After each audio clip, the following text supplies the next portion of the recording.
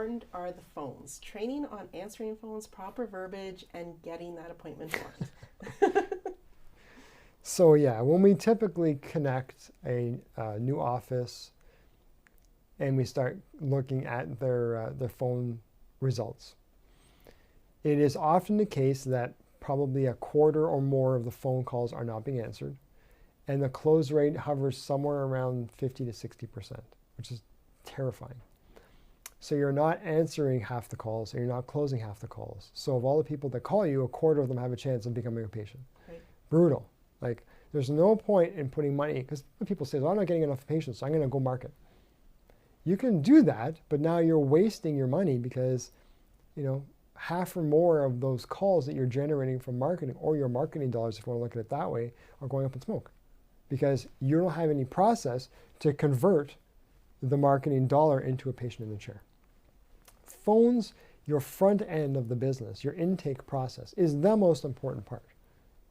Period. If you blow that, everything's done. So I expect with our clients that we have an 85% answer rate.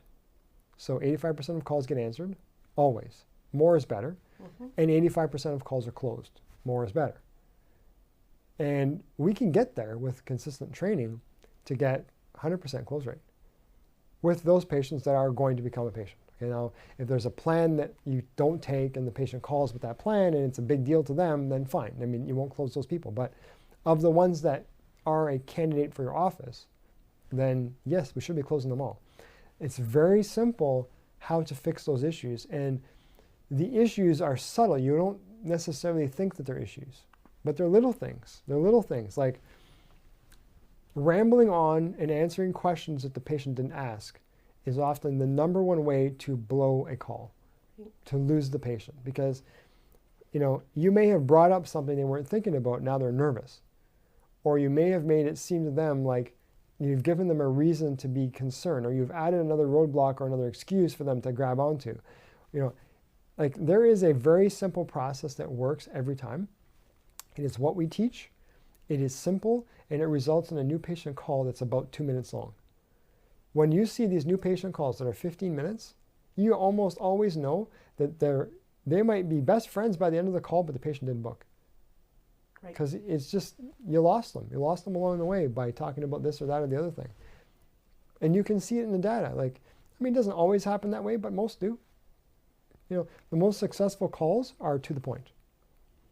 And that the person who is answering the call in the office is in control of that call and has a process to actually get the appointment. Because a lot of times we can just have a nice conversation about nothing and never actually ask for the appointment. It's just like having an event and no one books back. That's the problem. That problem lies in the team. That we didn't just assume the appointment. That we were wishy-washy on it. Like, with the right psychology and the right training, these things become easy. Events become more successful. The phone conversion becomes more successful. Even dealing with a person by email becomes more successful. It is the same thing.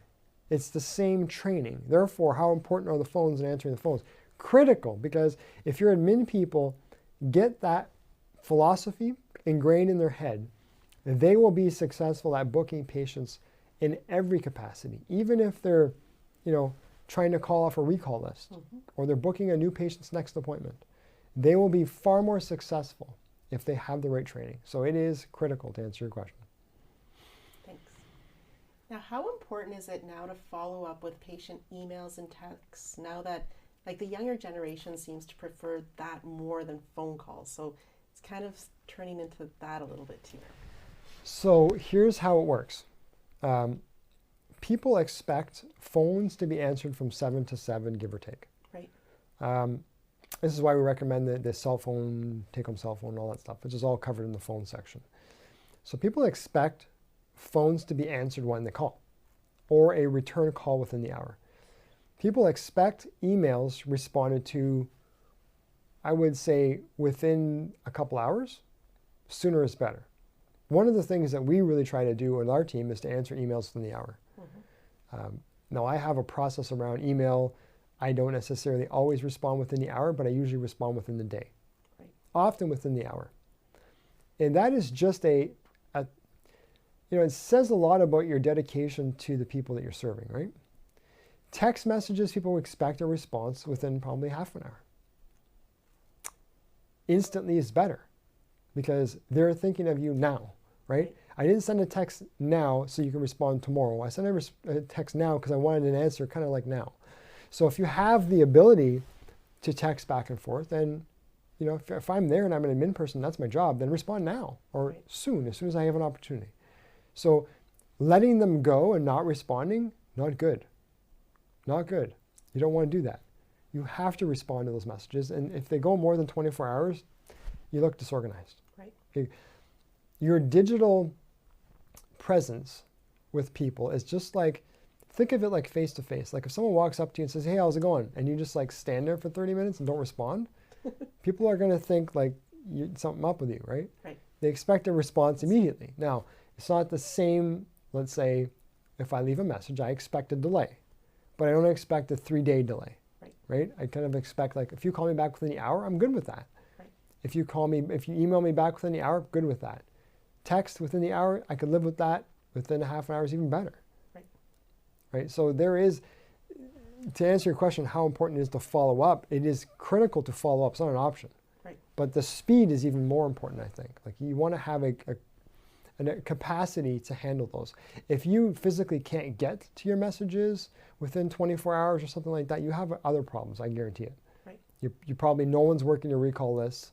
You have openings in your schedule. I can go on and on because that's a symptom of lack of capacity. Right.